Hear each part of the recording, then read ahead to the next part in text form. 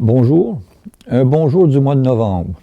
Un mois que certains pourraient peut-être appeler le mois lugubre. Dans notre culture, on l'appelle traditionnellement le mois des morts. Pourtant, c'est un mois qui commence avec une journée de joie. Si on voulait vraiment considérer le mois de novembre comme étant le mois des morts, il faudrait le faire débuter le 2 novembre. Le 2 novembre, c'est une journée où on commémore tous les défunts et par la suite, pendant tout le mois, on pense à nos défunts.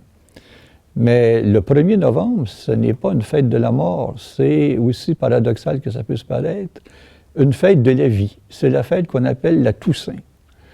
Pourquoi c'est la fête de la vie quand on sait que cette fête s'est développée en fait parallèlement avec la commémoration des défunts qu'on célèbre le lendemain, le 2 novembre. Et lorsqu'on regarde l'évolution des deux fêtes dans l'histoire du catholicisme, on s'aperçoit que les deux fêtes ont évolué un peu parallèlement.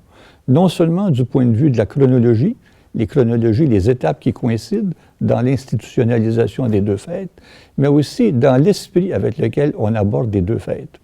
Pourtant, elles sont très différentes.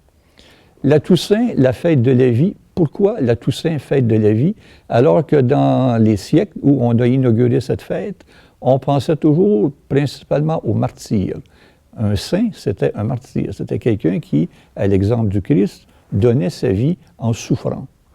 Avec le temps, ça s'est adouci. Avec le temps, on en est venu à l'idée que la Toussaint, c'était la fête de tous ceux qui peuvent devenir des saints. Et finalement, dans une troisième étape, on peut dire que c'est devenu la fête qui est celle de toutes les personnes qui sont appelées à la sainteté, c'est-à-dire nous tous. Comment sommes-nous appelés à la sainteté? Eh bien, c'est tout simplement qu'on a évolué à partir de l'idée du martyr. On s'est tranquillement acheminé vers le texte probablement le plus doux de toute la tradition évangélique, le texte des béatitudes, le sermon sur la montagne.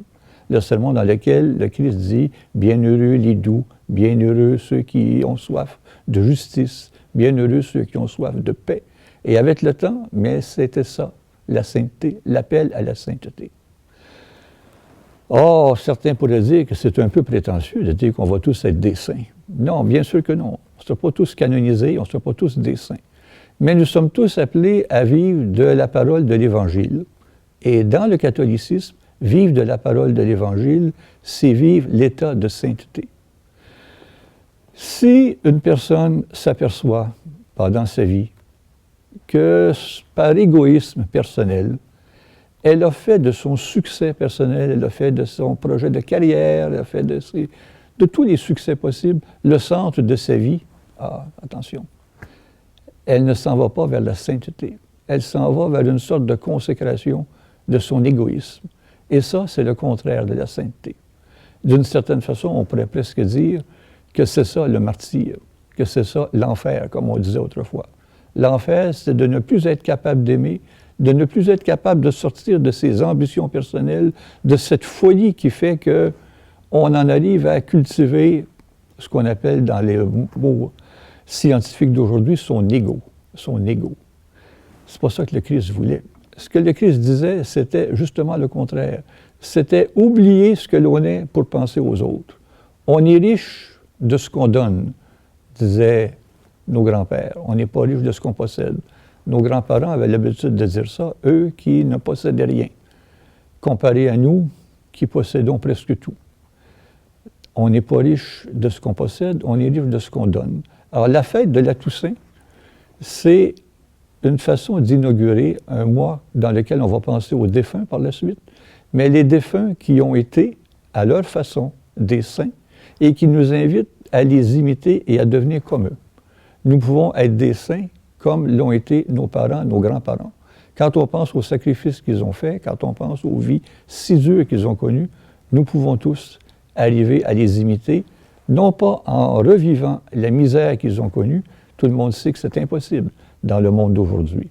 Nous sommes gâtés, pour ne pas dire parfois gavés, mais en pensant à l'autre qui est à côté de nous. On a tous entendu parler du mot « prochain », notre prochain. Et il y a beaucoup, lorsqu'ils étaient jeunes, demandaient à leurs aînés, aux enseignants, voilà, c'est qui ça le prochain? Jean Guiton a eu une formule très simple pour dire qui est le prochain. Il disait tout simplement, demandez-vous toujours qui est votre plus proche prochain et vous aurez une bonne chance de connaître votre prochain. Alors, le plus proche prochain, c'est la personne qui est à côté de vous. Alors, chaque fois que vous êtes envahi par l'idée de vous demander, est-ce que ce que je fais en ce moment, est-ce que je parais bien, est-ce que je parais brillant, est-ce que je suis en train de satisfaire une ambition personnelle, est-ce que je suis en train de dire, est-ce que ça va me valoir une promotion? Eh bien, à ce moment-là, vous ne pensez pas à votre plus proche prochain. Vous avez votre plus proche prochain devant vous, mais vous le regardez comme si vous vous regardiez vous-même dans un miroir et vous vous demandez, que pense-t-il de moi? La sainteté, c'est justement le contraire de ça. C'est chaque jour penser que la personne qui est à côté de nous, elle a peut-être une tristesse, elle a peut-être une peine, peut-être est elle-même dans un état de détresse que nous ne connaissons pas. Si nous apprenons à sortir de nous-mêmes pour nous pencher sur la personne qui est à côté de nous, eh bien, finalement, nous aurons, à notre façon, répondu à l'appel du sermon sur la montagne. C'est pas plus difficile que ça. C'est un apprentissage qu'on doit faire chaque jour. Et si on le fait chaque jour, on va s'apercevoir que l'appel va venir de plus en plus souvent et souvent à chaque journée. Alors, c'est comme ça que commence le mois, qui est supposément le mois des morts. Il commence par une journée qui est une journée de la vie. Parce que c'est dans la vie qu'on mérite la sainteté, qui est quelquefois reconnue, consacrée d'une certaine façon après la mort, mais qu'on mérite pendant la vie.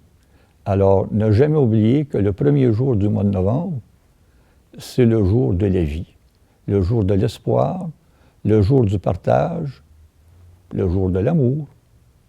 Bon mois de novembre.